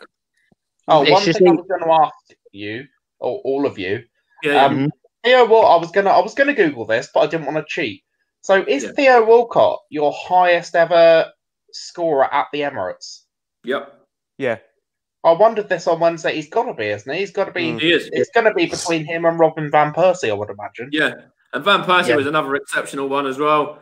Yeah. And also, rest in peace, Jose Reyes as well. Exceptional talent as well. Reyes was something else, I thought. He was in the Invincibles as well. You can't forget him, man. I remember his first few games where the whole of the squad was so eager to get him a goal. Like, they were on goal and they were still trying to pass it back to give it to him. Like, I know. He was another one, Reyes, who just never seemed to decline with age. He was still as good as he was when he was a teenager. One player that did come through the ranks as well, and it was just a shame that he just got injured all the time. And I think he would have been the next Vieira, was Diaby. Yes. He was getting injured all the time, and every time he put that Arsenal shirt on, he just looked the part. He had everything. He was barging players and everything, and he was just injury prone. He just kept getting injured. He'd play like 3 games and then he'd be out for half a season. Yeah, with just bad luck injury, and I do believe he would have been a top player. That's what Arsenal are like, though. Arsenal, we've always been either a club that have been very unfortunate with injuries, or would have these players, and then like Southampton would go on and sell them, like Serge Gnabry, for example. Oh, he was another one. He was brilliant. Yeah. What have we ever seen him? One player I think you made a bit of a mistake letting go, Seb Larsson. Yeah. I really, really rated him. Even if you just have him on for the free kicks, he's going to get goals and assists. Would you take Christian Eriksen right now? No. Over at Southampton or at Arsenal? Either. At Arsenal, Ed said no. I'd say yes. I'd say yes as well. If we're not going to register Mesut Ozil, then we have to put Christian Eriksen in because we missed out on Dominic. It depends I suppose it depends on your options. If he was the only option, Hassim will probably stay with them lot. It's probably going to be the only option. So why not? I'd say no. As a Saints fan. Yeah. I mean, I'm not to say that he's what we've got is better. I just don't think, looking at it from a practical point of view, his wages would cripple us, and also we're doing so well at the moment. I just don't want to bring anyone, because you bring Christian Eriksen into Southampton, he's going to start. He can't not start, and I wouldn't want to disrupt that rhythm we've got at the moment. Yeah, that's fair. So I'd truthfully say no, and that's the same for Messi or Ronaldo as well. I think even at like Arsenal, like we've got this culture at the moment where we buy players and don't play them. Yeah, that's what I said to you the other night with Thomas Partey when he came in. He was our top signing for ages, and he didn't start in the first game against Man City, and they signed a player the same day as Partey, and he started. And it's like, what's going on? Yeah, you've got. If I understand, you're going to have this kind of uproar of, well, he's just come into the team. Yeah, but he's a marquee signing. That's what happens. Yeah, of course. Yeah, you get over it, and if you don't want him to play over you, train better, play better. Yeah. Like, there's a reason. Like, if I say I was, I don't know, William at the moment, and Arsenal went out and bought another amazing winger, I would be peed off. But then I'd have to think, well, why? Yeah, I've got to work harder to actually get. Why has he got to done that? I'm a winger. I'm a winger, and I'm supposed to be playing there. So then I'd be like, oh, he's doing it because he don't think I can do the job. Right, I'm going to prove him wrong. Yeah, and I think managers only go out to buy players because the ones they've got aren't good enough. Yeah, and I think that goes back to your point with Bellerin as well earlier, like when you said that there's no competition and I think certain places in that team there is no competition at all, and because the players know. Players like Bellerin, Xhaka, Willian. What I will say, Danny Ceballos as well, bringing him back for a second spell, I think was ridiculous. I think it was. I like Danny as a player when he's on form, but it's far too infrequently. He's talk of us getting Isco. Yeah, mate, in January, and he's going for like 20 million.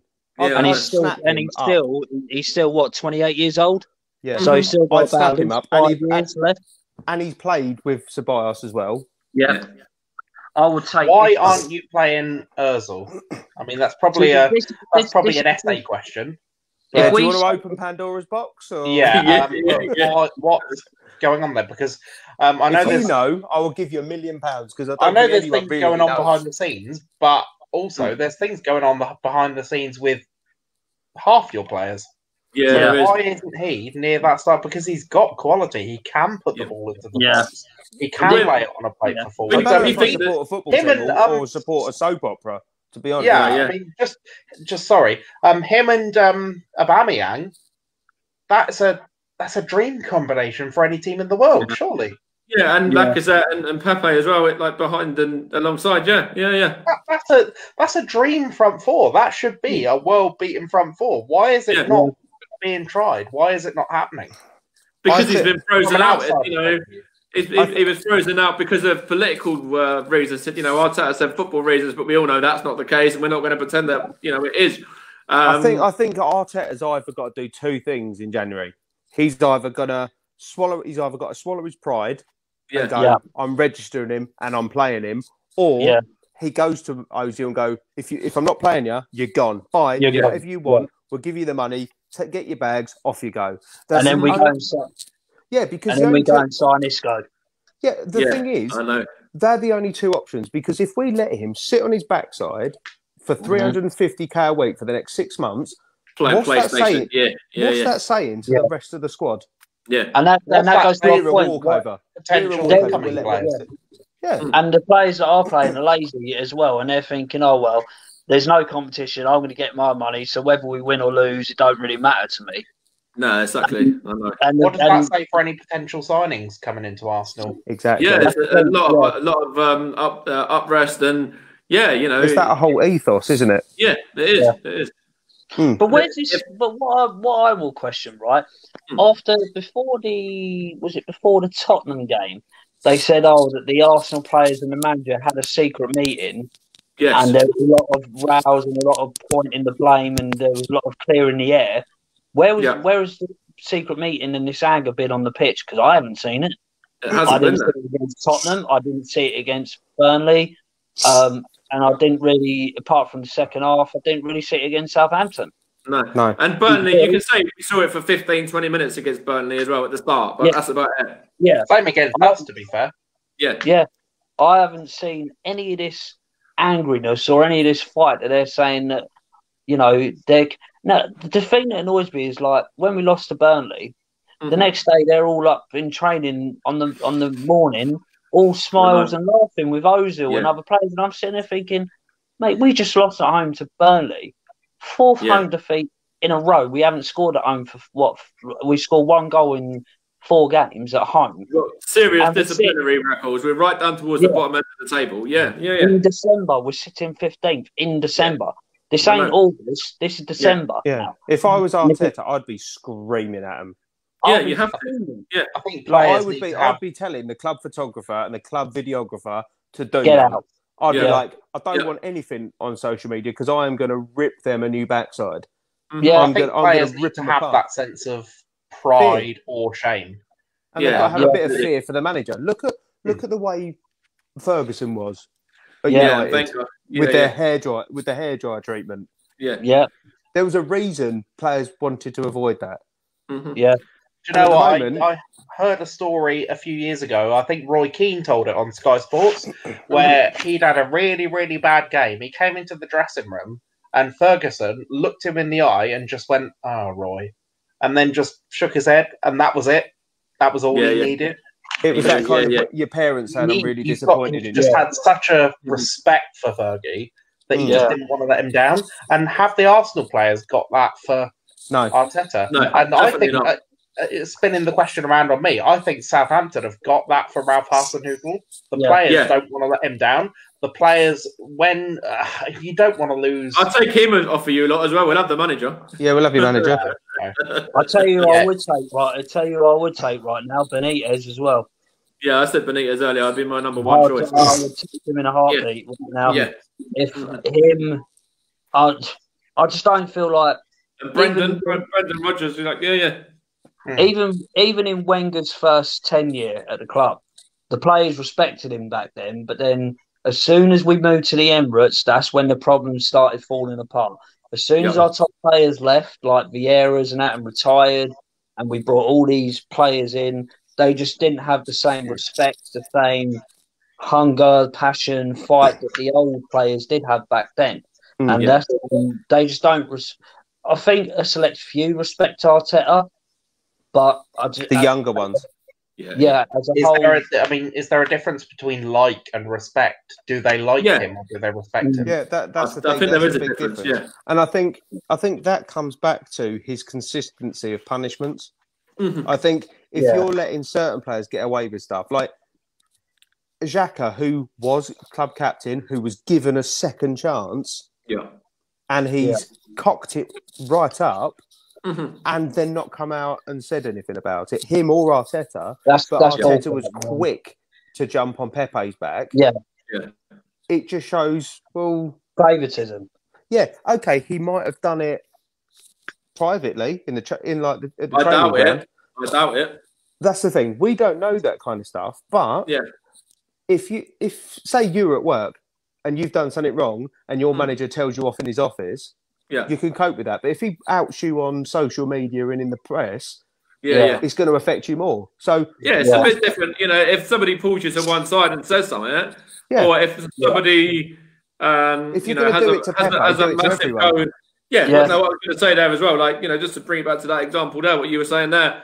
Put them to the to one side and have a quiet word. That's fair enough. That's all respectable and all well and good. But you don't shout it out to everybody on a staff's Christmas party, whatever. Do you? And if you're going to, you do it for everyone that's done it wrong. Sorry. Go on, mate. I was just going to say, there's nothing from our point of view good about losing 9-0 at home to anyone. No. There's nothing good about that whatsoever. But the way the players reacted was... I don't want to say it was good because I've just said there's nothing good about it, but... It was commendable. It was commendable, and it was as good as can be expected. And we've only lost 3 of the last 22 Premier League games since that, and that's a real So and they've been narrow defeats. There's not been huge defeats in there. Yeah, the only one is losing 4-0 at Anfield last season, which is no great shame. We haven't had big defeats, but we're not still getting 3-0 at home.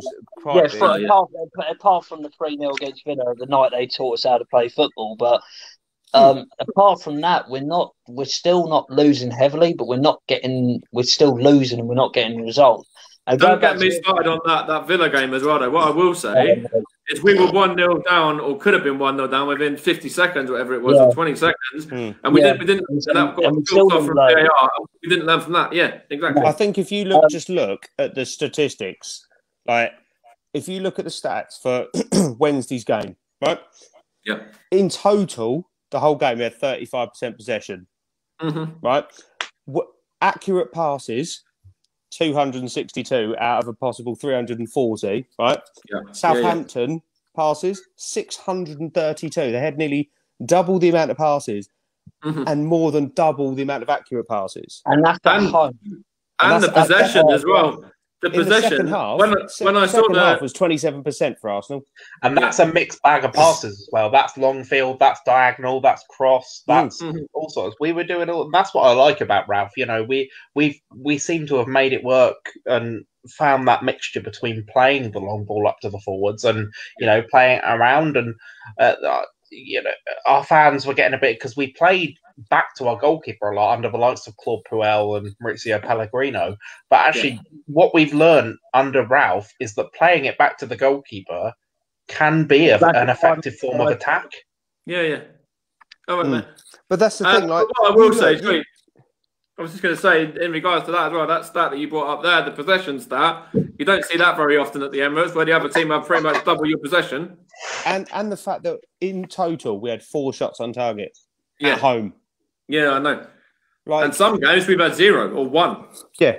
And it's like that needs to change, and it needs to change quickly.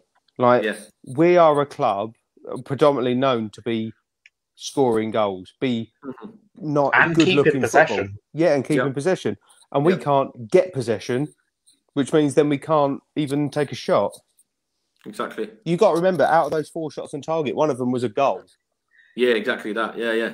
So we're not even creating the chances, and I think. And actually, the second one, or the other, to kind of say that the second part of that, the other chance that were on target would be Rob Holding's header as well. So, and that's technically not on target if it is the post. Yeah, true. Yeah. Does that count as on target? No, because it's not. Yeah, it's not going in. If it's a shot that's going in the goal, but the goalkeeper saves it, it's on target. But if it hits the post, that's technically not on target. Yeah, that's changed. It was like it's still like they were very few and far between. Yeah. And it's something that needs to change very quickly. And I think, it has got to be that change of regime with regards to who we play and how they play. Yeah. And when I saw the 23s today as well, I just want to bring that up as well. They won 2-1 tonight, and Callum Chambers and Balogun both scored. As a good side as well, a strong side. Not just the academy players, but Saliba played. Chambers was there. Balogun. Chambers has got to be 26 by now. Yeah. And it was a good side. When I looked at the side, even that new striker, the new young lad that everyone's raving about, Moller, he played as well. So. But that's the thing. It's stuff like Saliba. Imagine being a £27 million player and you're playing in the under-21s games and not even registered for the first team. Yeah. Like that's £7 million over our record signing, by the way. Yeah. Which is Danny Ings at 20 million. Yeah.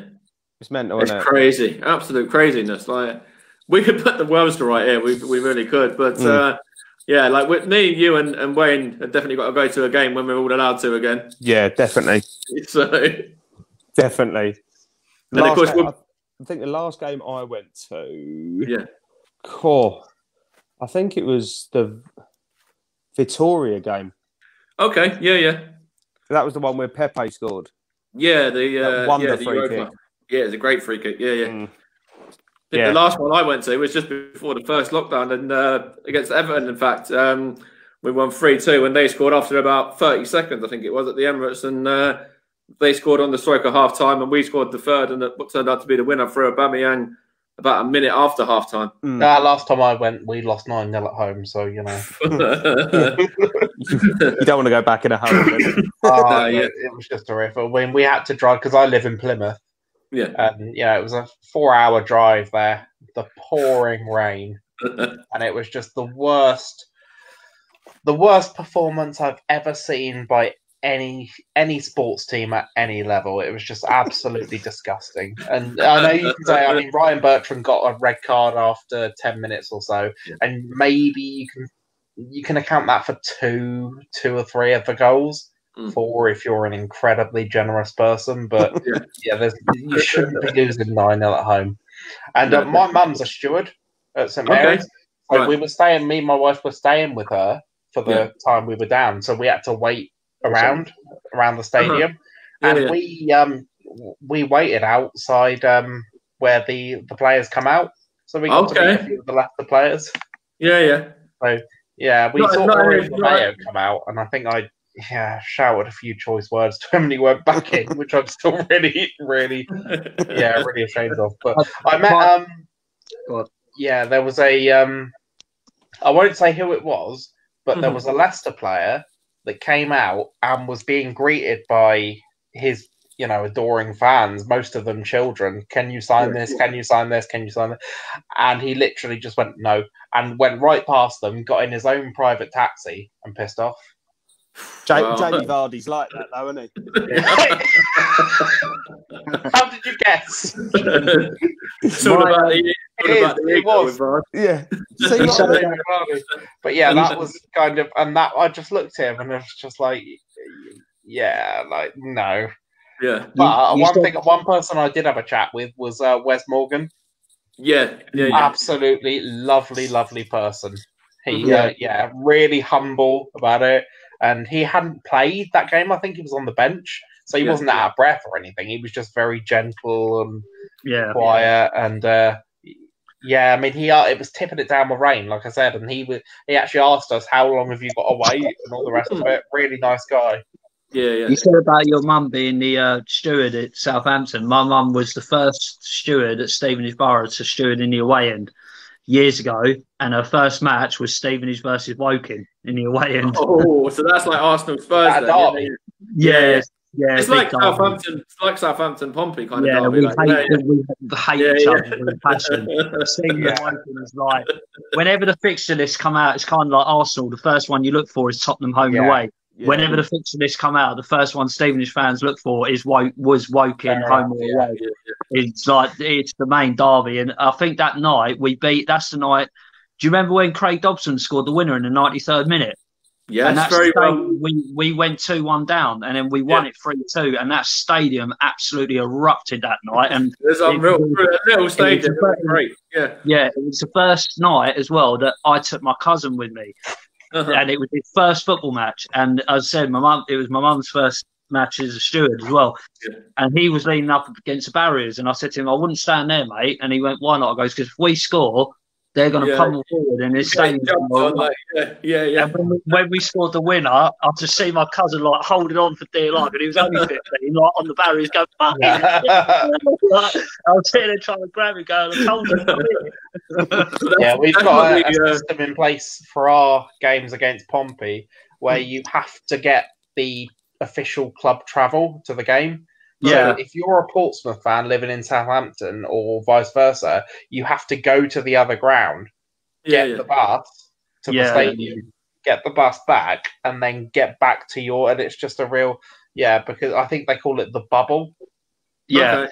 And it's you mentioned there as well about meeting the players. I remember being at Arsenal when Arsenal won the league against, when we beat Everton 4-2 on the final day at Highbury. And that's when Ian Wright scored, and he done the whole night, just done its thing around the pitch.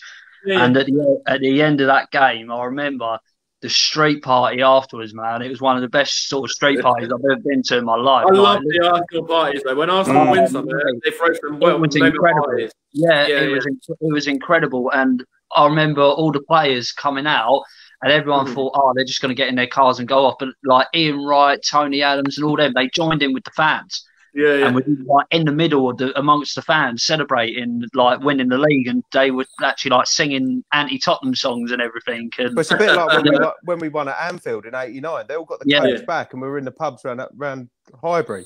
That's it.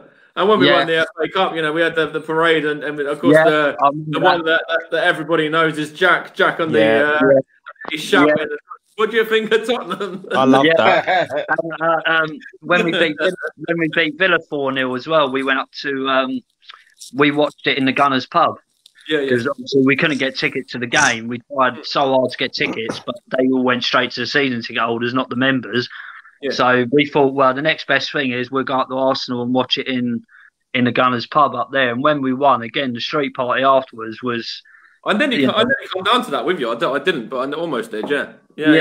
There was a good few of us that went down. So that's the thing, though. When I don't get tickets to the games, the next best thing is just to go up there and sit in one of the pubs somewhere. Because at least if you know you lose, you're with your fans. You're not like in a pub around there where it's a mixture and you get fans in your ear giving it. And if you win and you want to go and see, like the players stop as well, don't they? Like I've met a few of them. I've met Wenger, I've met Canabria, I've met Jack, I've met Lee Dixon. So some of the old Arsenal boys, and right. He's always he's always around that area, always around the Highbury area, and you see him like when you go up there. Sometimes you see him on his push bike, just riding up and down on his push bike. Like the fans, the celebrity fans as well. Like Alex Brooke. I like.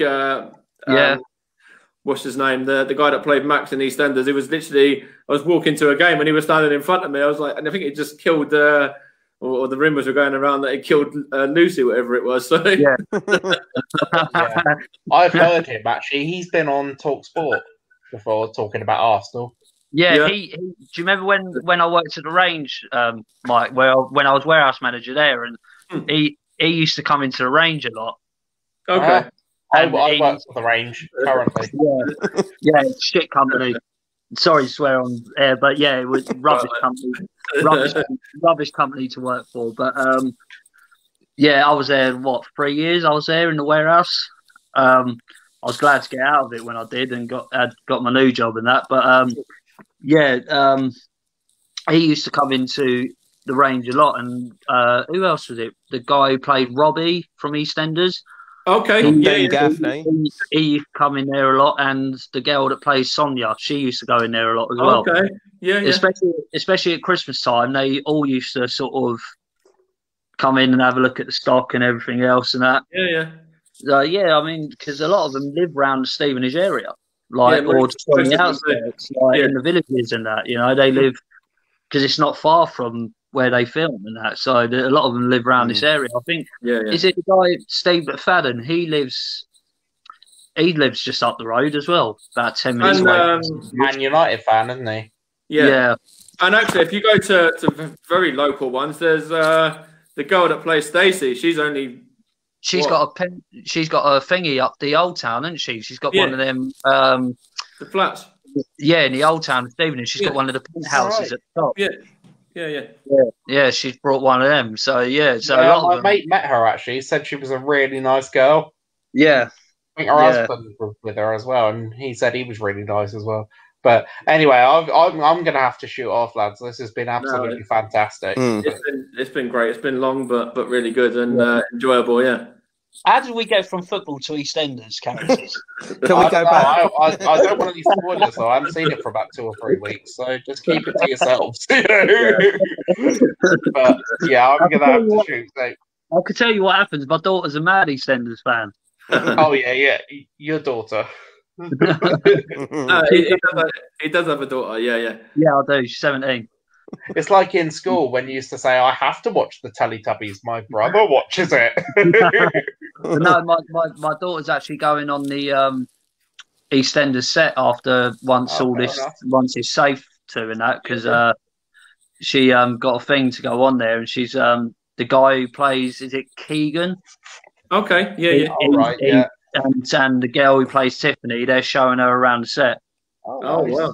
Lovely. So soon she was meant to do it before the first lockdown. She was meant to have gone there, but then obviously because that happened, it got cancelled, and then because she was meant to do it again a couple of months back, but then obviously everything else, it all spikes up again and everything. So as soon as what I will say before we all shoot off as well is Barbara Windsor, who passed away. She was a big gooner as well. Yeah. Do you know? I had the pleasure of meeting her when I was a child. She, believe it or not, she brought out her autobiography, and my dad works at one of the big Tesco's, the all night ones, and she did an autograph signing there when I was about 8. Yeah, she was. Yeah, and we met her husband as well, Scott. Really, really nice guy, and she saw me and my sister went up to her, obviously totally nervous and starstruck, and she saw our school uniforms and just started saying things like, "Oh, what have you done at school today?" And we were I was just like speechless. And so it's like she's very much, she was very personable as a person. Yeah, she was. Yeah, and she got out these like fruit sweets, and she said, "I'll tell you what, you can have one of these if you tell me what one thing you've learned at school today." Yeah. And it was just out of this world. My dad saw it was going back to when the whole Lucy murder and that was on, and my dad saw Ian Bill, the guy who plays him. I can never remember his name. Adam, is it Adam? Oh, what's his name? Yeah, I think so. Yeah, he saw him at a petrol station one morning on his way to work, and as my dad was filling up, and he was filling up as well his car. My dad shouted out to him who done it, and he's like put him on the spot, and like everyone just looks over at him like, "Yeah, who done it? Who done it?" And he was like, "He's an Arsenal fan, isn't he?" Yeah. That is, yeah. The Queen is as well. Yeah, there's a few. The Queen's an Arsenal fan. Who else? There's quite a lot of them on EastEnders that support Arsenal. Yeah, and across, even just across the. Take some of the other ones as well, the sporting people as well, like Mo Farah as well, guys like that. Yeah. Lewis Hamilton. Yeah, Lewis.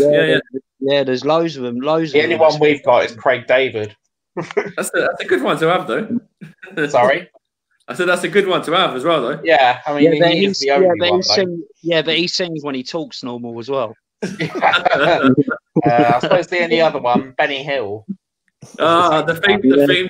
I love the theme tune. But you asked Craig David what he did on Friday. He has to go through the whole song. He was singing the whole thing top to bottom what he did on Friday to Monday. Right, I've got to go now, guys. Yeah, cheers, Matt. Thanks for having me. Cheers, Matt. Thank you. Nice to meet you all. Thanks for having me. Cheers. Yeah, we'll start to wrap it up as well now. I know I've got to be very careful at the time. It's about 10 minutes and then we've done 2 hours, so it's a long one. Longer than it was on Monday. Yeah, longer than it was on Monday. So just finally, I'd put you on the spot really. What do you reckon for tomorrow? I know it's going to be a tricky game, but for me, I'd take a point really out of any kind of result, but I'll take a point. Yeah, I would. Yeah, I'll take a draw because as I said to you, man, I'm not confident going into any game at the moment, and it's sad because a couple of years ago I was sort of fairly confident going into games, but especially an Everton game, I would have gone, we've got 3-0. Now, yeah, I'm not confident at all, and I'll take at the moment the way we're playing. I'll take a draw in every game if it keeps us up. I'll quite gladly take a point in most games, but. I mean, even after Chelsea, like people saying our next 2 games are tough, but even after Chelsea, we got West Brom and Brighton. Yeah, exactly. They're not easy games. And the way we're playing, they could beat us. Well, I'll tell you what, though. Brighton, of course, they beat us last season, and then they beat us a number of seasons. And West Brom are going to have the new manager bounce as well. And Sam's got a good record against Arsenal. Yeah, and Brighton have become a bogey side for us in the Premier League. Especially with Welbeck now. He'll score. Yeah. So it's always a given with Arsenal, isn't it? Whenever ex-players come back, they always score against us. Yeah. We said it always. You just, I think the next time we play someone that's got an ex-player, I might stick £100 down on it. So he'll score. I don't know what the odds are on Iwobi to score tomorrow, for example, but yeah. Oh mate, I can see it now. 89th minute, it would be 0-0, and Iwobi would get a score a 45-yarder and screamer, and it would be 1-0. I'm worried about that though. That game tomorrow. Yeah, they're without Allen, but if you look at their team, they've got a very strong team, and that front line with Richarlison and Calvert-Lewin, of course, is flying high on top of the goal scoring charts as well. Seems to score every single week. Like he's going to have a field day against David Luiz, isn't he? Yeah. I mean, people say our away form is better than our home form this season, but is it really? Not too much. No. There's not much difference in our away form to our home form. So that's what I mean. I'm not confident going into any game. And people say, the next 2 games are tough. Every game now to the end of the season is tough. Yeah, massively. We can't afford to drop any more points. Mm-hmm. We really can't at this stage. If we lose our next 2 games and then we draw with Brighton and West Brom, we are in serious trouble. We're second bottom then, yeah. We are in serious trouble. And this is how bad it's getting. I was on a thing the other night and someone said, "Oh, are you looking forward to the derby next season, Brentford versus Arsenal?" Yeah. We'll have plenty of derbies. We'll have Brentford. We'll have QPR. We'll have Millwall. We'll have a few. Yeah. Luton Arsenal, it won't be old first division. It'll be championship instead. I know. Arsenal Forest again. Then I don't even want to think about that. I don't even want to. But the sad reality is, we in a month's time, if we don't turn this around, we could be thinking about it. Yeah, exactly. We could be second bottom in the table and just really and that's the harsh reality. And 2020 has been such a messed up year. It probably is the year that Arsenal go down and Tottenham will win the league. Probably, do you know what? Do you know what though? We're doing that badly that all my friends that support other teams, they don't even bother taking the mick anymore. It's got that bad that I think it's feeling sorry for us. I won't even go there. But we used to be bad. It's upsettingly bad. We used to be bad. We were Banter FC, and now it's sort of gone beyond Banter FC, where it's you know what, we just won't bother anymore. It's not funny no more seeing them like that. And the thing is, when we do lose now, I don't know how you guys feel, but when we lose, I don't even get angry anymore. No, it's kind of pretty much half expected. I get up, turn the TV off, and I go to bed. But I I'd not even lose my rag anymore because it's kind of This is I can. It depends on the game. Like take Burnley for example. I got a little bit for a moment because I thought that's a game we could have won. And Spurs I did because it's Spurs. I hate losing. Yeah. Minus Tottenham. That's the only one I kind of not got angry, but I was a little bit peed off. I was like, but the others, I just felt like kind of let down, and deflated, and half. I felt deflated, let down. I just like, but expected. Yeah. Well, I mean, I didn't even get angry at them. I was like, oh well. Yeah, exactly. Yeah. And it's the same. And then we've got a few days to wait as well, and then we're not even hopeful for the next game. It's crazy, and and I hate that feeling of not even being angry when we lose. Yeah. Because it's like you've kind of lost. You've lost the will to even. Yeah, but I'll tell you what though, the players. I'll tell you what though, the players aren't angry, so why should we be? Exactly, and that's the thing. The players have I feel let down by the manager. I feel let down by the players because there was all this promise at the start of the season that things are going to change. We're going to be good, and I just think I'm not seeing it. I feel let down, deflated. That's why I don't get angry no more. I feel cheated. Yeah. It winds me up when I talk about certain things, but I don't get like tactics and things like that. But I don't get like angry to the point where I don't know. It's just I hate that feeling. Like even if we lost the game and we showed fight and passion, and then you could sort of get angry again and see like what they tried, but we lost. You're still angry we lost, but they tried to. It goes back to the Europa League as well. We've done all that hard work to get to the Europa League final, and then it comes to the final, and we just capitulate within seconds. Yeah, we disappeared. That was ridiculous. How the hell? We were favourites to win it that year. Yep. And Chelsea weren't playing that great at the time as well. And then we get to the final and we just absolutely fall apart.